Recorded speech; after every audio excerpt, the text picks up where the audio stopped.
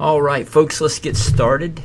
And welcome to another edition of the Weekly Perspective brought to you by Trading Tops and Bottoms. And this is BA for November 12th, 2017. Hope everybody had a really good week this past week. We had some pretty good trades in the daily TNB. Some pretty good positions on going into the week, so we shall see how those play out. Let's go ahead and get started with the week in review. Quick look at the disclaimer. You can come back to this. Here's some of the positions. I left IBM out of this right here, but we are in a long bullish play in GE. Added to my position last week. You can read through these right here, go back to it. So we'll talk about the standouts. I think I have brought out most of these trades for lessons that where I need to bring out lessons. So we'll keep moving on, and like I said, you can refer back to this if you need to. Major markets update. Hey, we're starting the most bullish period of the year in the markets, and just to bring up, we crossed last week the 1-year anniversary of the presidential election. Of course, you probably read a lot of stuff in the news media about how this first year for President Trump and the financial markets, just set all kinds of records. So we have not had a down move since the election, since that night. In fact, the only really good trade I had in the stock market indices was the night of the election. We had triple-digit implied volatility, which is just I've never seen before, and that was the sell of the century right there. Haven't had one good trade in the S&P since. You can see last week we did not close at the high. We did make a new high last week, but we did not close at the high. All the markets minus the Russell, all the markets made new lifetime highs last week. So you can see right in here is the S&P 500. This is the tech stocks, the NASDAQ, QQQs. Down here we have the Dow Jones Industrials, the Diamonds, and then over here is the IWM representing the Russell small cap stocks. So you can see right here the small caps plateaued, started bleeding down. I don't know what to make of that. I don't know if they're leading the market.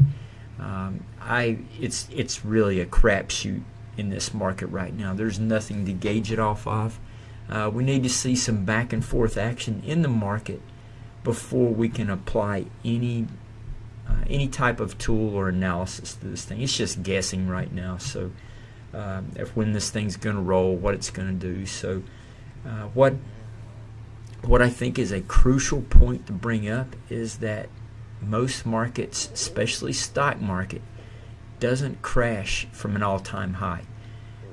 They go from trend to either consolidation. Some people call it balancing. Some people call it just congestion. But it moves from trend to one of those three things I described to trend again. So if you were to look, we trend up here, we go into a little sideways action, sideways to down. So that's the consolidation period for those couple of months right there. Market went nowhere, went back to trend. We had about 4, 6, 7 weeks downward to sideways action. The market didn't go anywhere. It trended up. We had about 3 weeks where the market really did nothing. You call it a month right in there where it did. Then we broke back up, back out, went back up again. So these flat periods, you can call them whatever you want to. They're congestion, they're balance, they are consolidation. So could be what we see when this market finally gets tired enough to rest for a bit, is we get up in here and we see a little bit of upward thrust, back down, back and forth action. Hey, this market's gone a long ways for a long time.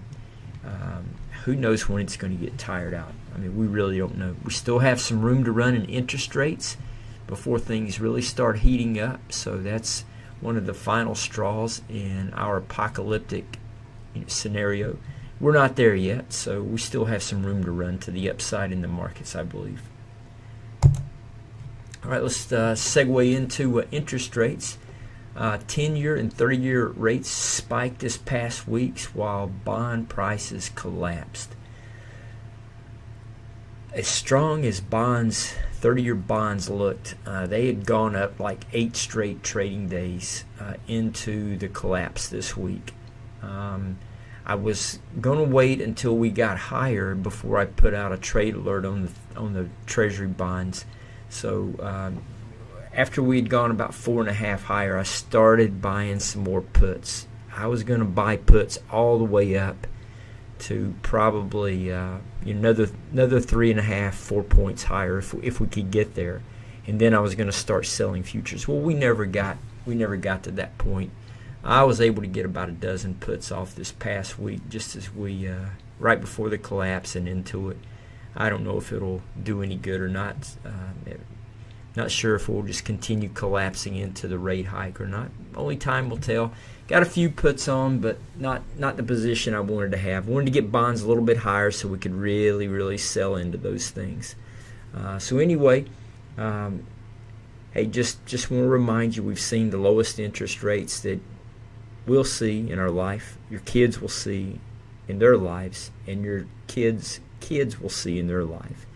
It may be a very long time before we get down to the 2.1% low, mankind low in interest rates for 30 years. And over here in the 10-year notes, what is that, 1.3 and some change.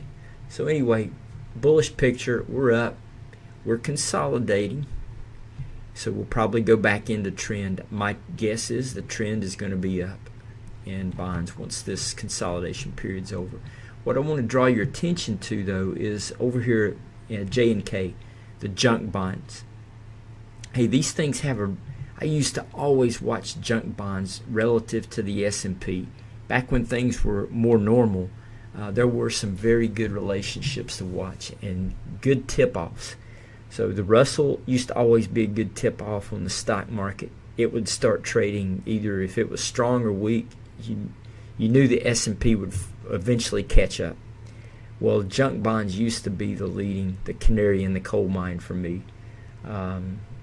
Junk bonds would always turn down or turn up either prior to or go with the S&P. Guys, look at this profile here for junk bonds. They hit a ceiling back in April, and they just haven't done anything since, and they've collapsed. This here is a huge sell-off in the bond market. A pretty good rout in bonds. Doesn't look like it, but it is. So I don't know what that's telling us. A lot of times these junk bonds, if you go back and compare the junk bonds to S&Ps and some of the other major collapses we've had, junk bonds turned down about 2 months, somewhere in that, I'll say 5 weeks to 8-9 weeks before the stock market caught wind and then collapsed. So it's not an exact science, it's just a tell. That's all it is. It's just another tell to add into all the other things that we have going against this market, which doesn't mean it's going to collapse now. It could be next year after that.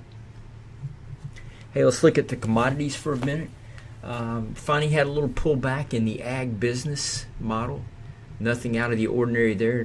Doesn't mean a thing. It's just some two-sided action.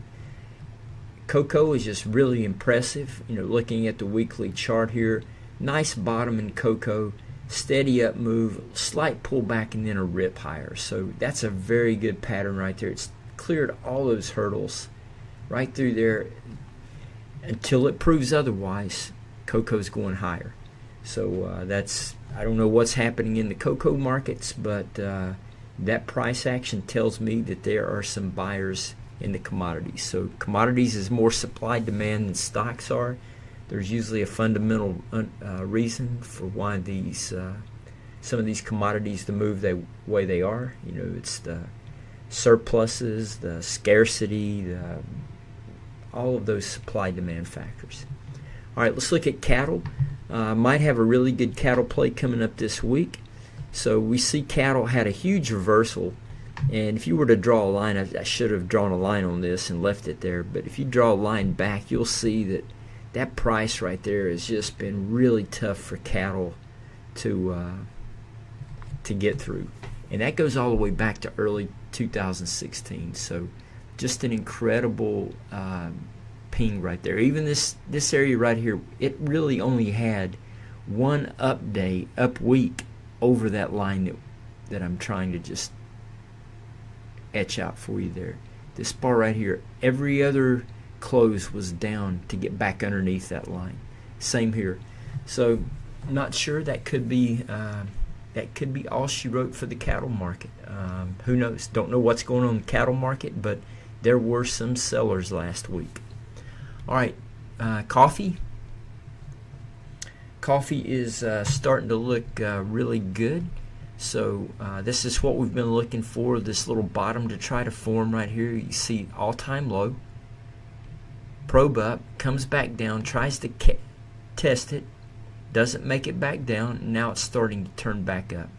So no need to try to catch the bottom on this one. We just want to see this form out a little bit more. Once we see a little bit more confirmation, I think we'll have a good high probability of success trade on our hands. Energy markets. We had a good run up in nat gas last week. All the other markets are on fire still. Crude, gasoline, heating oil. I mean, these babies are just continuing to rip higher. Have a trade idea for you. As the basis of one of my trades this past week, I bought puts in Delta Airlines. Seems to be working out really nicely. I always like watching the price of crude, price of oil versus the airlines. So what I did here was I threw up a pairs trade for you. It's Delta Airlines versus USO. So the basic idea behind the pairs trade is, let's say that when you go to put this pairs trade on, you put equal dollar amounts in each security. So if you've got $10,000 you're going to put in this pairs trade, you put $5,000 in Delta, $5,000 in USO. Of course, you're buying varying shares of Delta versus USO. So you may buy 1,500 shares of USO and only buy 800 of Delta. So it's just equal dollar amounts is what you're looking for. We treat this just like any other model. So when the MACD crosses below its average, we have a bearish scenario. So in the bearish scenario, which is I have outlined in this yellow block, anytime we're bearish, we sell Delta and buy USO. Has some really nice move down in that pairs trade for that period right there. All right, anytime we get across the MACD, when it gets above its average, like it is here, have it outlined in this blue rectangle. You want to buy Delta and sell US oil. Again, you're using the same dollar amounts every time. Really, really nice pairs trade. So over here, that's what I did. I was watching the pair. I got a signal both simultaneously in the pairs trade and in Delta Airlines itself. So that's why I took it. So I waited for this spike, bought the puts immediately, and we've gone down ever since. What would have made this trade better was if I had bought the put and also bought some crude at the same time. That would have been that would have really supercharged the returns on what I've got going. Anyway, that's a trade idea. Go back and relook this again. FANG Plus stocks. I have several potential trades in going into next week. Again, I'm making the assumption that we're still bullish. Why not? I mean, I could have said 6 months ago it's time for this market to roll over, but we're in a period in the market we've never seen before. I know what bubble type environments are. They just continue going forever. So, hey, as long as these markets continue to go up every week, I'm going to be there looking to scoop them up and take short-term trades in the options market on them. So I'm looking at Facebook for a play, looking at Apple for a play, looking at Google Alphabet for a play going into next week. Netflix is I think setting up. I just want to see a little bit more price action in it before we look at it. All these trades are going to be announced in the daily TNB report. NVIDIA looks unstoppable, and Priceline looks really ugly. So we're not doing anything in either one of those two for the near future. So I'd need to see a pullback in NVIDIA, and then I'll get bullish again. Short-term option. I'm talking 5 to 14 days out. That's what my plays are. Hey, that move in Qualcomm was the real deal. It barely budged last week. I was looking to see if we had any retracement, especially halfback or below halfback of last week's move. It stayed in the upper 25% of the range all last week. So that was the real deal, guys. It held above this area right here. Last week's action didn't even come close to it. So something's going on in Qualcomm. We've got to play it bullish until the markets just completely give it all back. All right, Red Hat keeps working for us. I mentioned last week that was a really nice pattern, nice tight flag where we had higher low, higher low, higher low, higher low, higher low, little wedge forming. You know, those are just some really nice trades. You see those no matter how high a stock's gone. Really good short-term trades. We've been in this one since about 95, 96 bucks. Yeah, I went back and checked my records, so it's back in it a little bit longer than I thought, but about 95, 96. We're holding out for some more. It just keeps chugging right along. We'll see if we get it.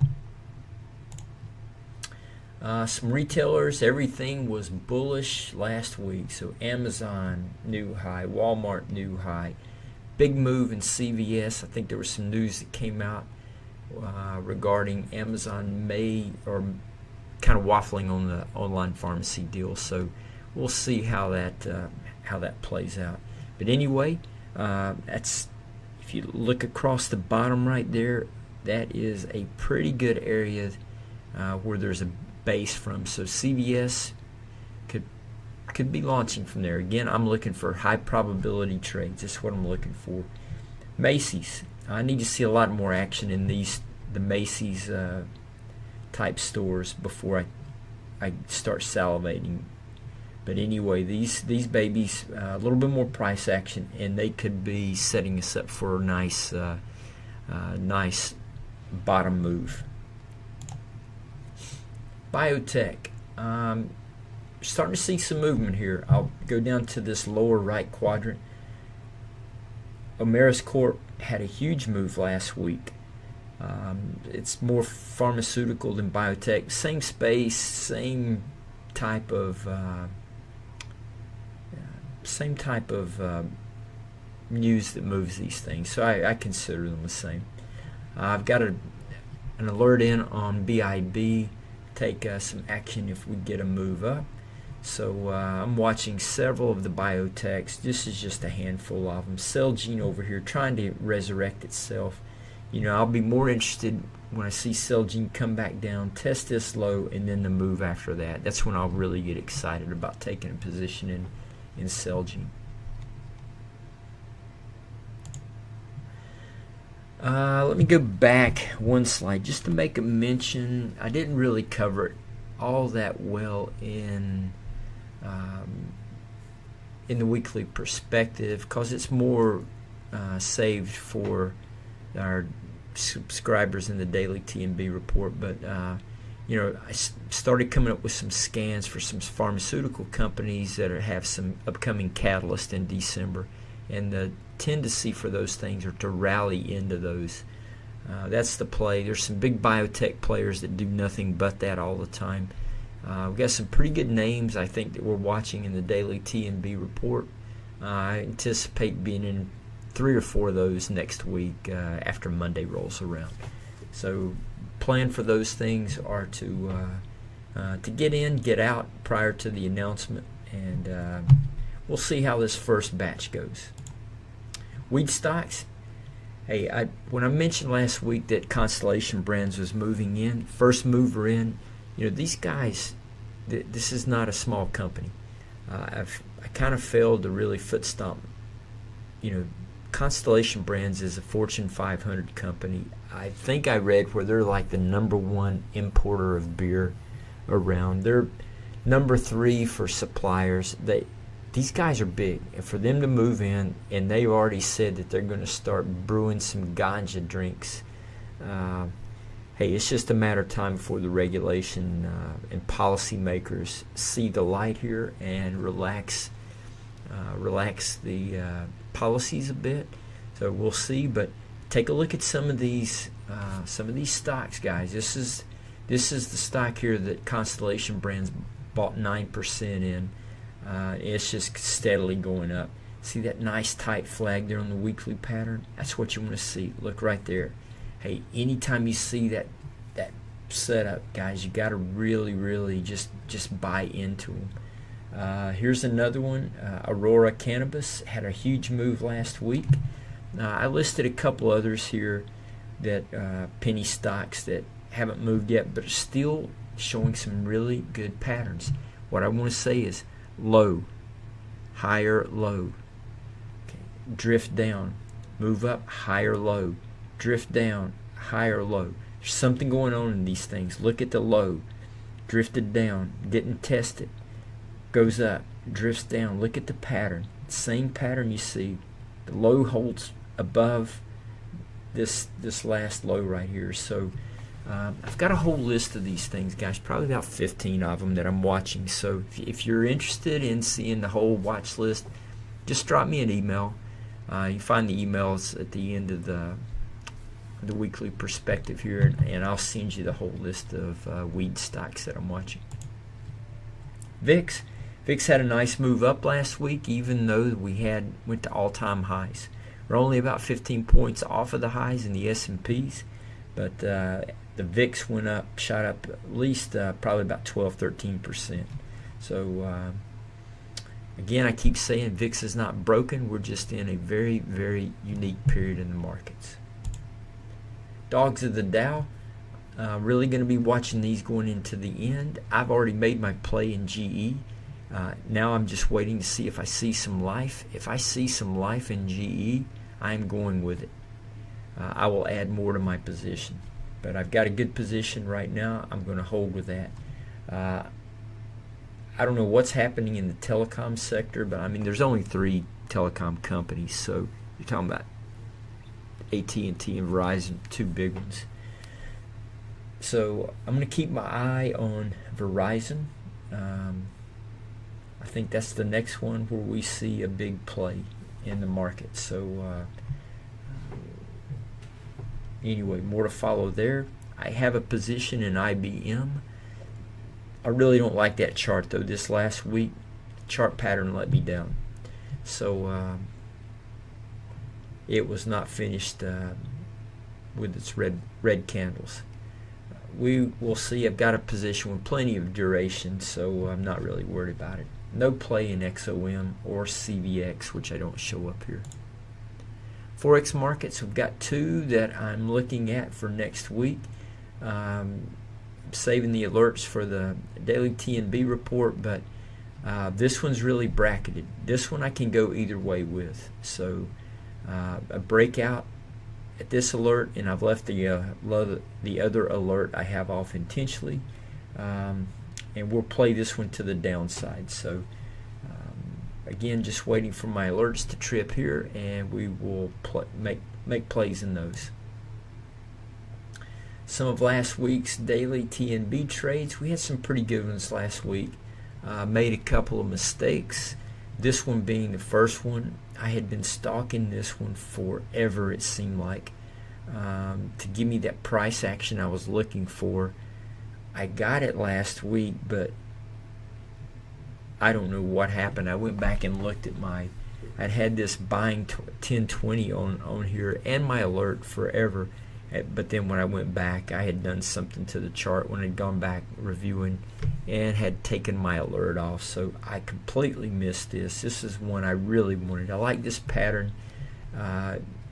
Again, an island zipped up, made that a low. It just kept making higher lows. And So anyway, I missed a really good run up in this stock last week, due to my own doings. I did miss this one though. So this one we got in long at 19 cents and went up to 41 cents in that day. That was a one-day move. This is a daily chart, guys. So that was a one-day move right there. So I was lucky enough, got in and checked. I wasn't following it all the time, but I got out of most of this one, in the 30s. So that was a very nice one-day trade. Took the rest off on the next day when it came back down. So went back through half back, and which was pretty close to the opening right there. That's where I peeled off the rest of it. So anyway, really nice penny stock trade. All right, just a couple of takeaways. So first week in 8 that we didn't. Well, that's wrong. We did make a new high. We didn't close at a new high. So the breadth is still horrible. SPX is approaching the projected resistance level at 2614. We're starting the 13th month of one-time framing on the monthly S&P chart. FOMC rate hike expected in December. 1 year results since the election of last year. Tech's been up 40, a little over 40%. Financials a little over 30%. And materials plus 26. So those are the leading sectors after the election. Hey, let's keep an eye on AMD. News out last week where they are possibly teaming up with Intel to tag team NVIDIA and try to take some of that business away that NVIDIA rules the roost over. So, hey, listen, if we clear November and December with the continued up movement and no volatility, just watch out for next year. There's only one constant cycle that always works in the market, and that is that small volatility for extended periods is always followed by large volatility periods. That's just a fact of life. So, but you just never know how long they last. But this has been the most contracted, the most complacent. So don't be surprised if we get into some really volatile markets next year. That would be great. We'd love that. Summary, stock market, no change. I would avoid the indices unless you're just taking shots to the downside. Maybe you want to take a shot on the Russell, which is down. Hey, I think I saw one of our trading buddies sent me a rut trade. Looked really good, and so if you're playing stuff like that where you can control the risk, you want to take the short-term trades, maybe take advantage of some thicker premiums like the rut or the Russell. Hey, by all means, go ahead. But S&Ps, yeah, stay away from that index. It's nothing going on right there. Bond markets, the prices collapsed last week, and we've got the rate hike going into December, which should mean the bonds will price this in prior to that. Bond market always does. So I anticipate that this move that we're seeing right now, this collapse, is probably the anticipated, the bond traders factoring in the December rate hike. Commodity markets have a possible setup next week in cattle. FANG stocks, we got long trades in several if they move through our thresholds. Dogs of the Dow, we're waiting on confirmations for a couple of those. Some winning sectors, we're watching biotech and weed stocks. And we have 2 potential plays next week in the Forex market. All right, that is a wrap for this week. And I appreciate your guys' support with what we're doing here at topsandbottoms.com. So this is BA signing out, hoping everybody has a really good trading week, and talk to you next weekend.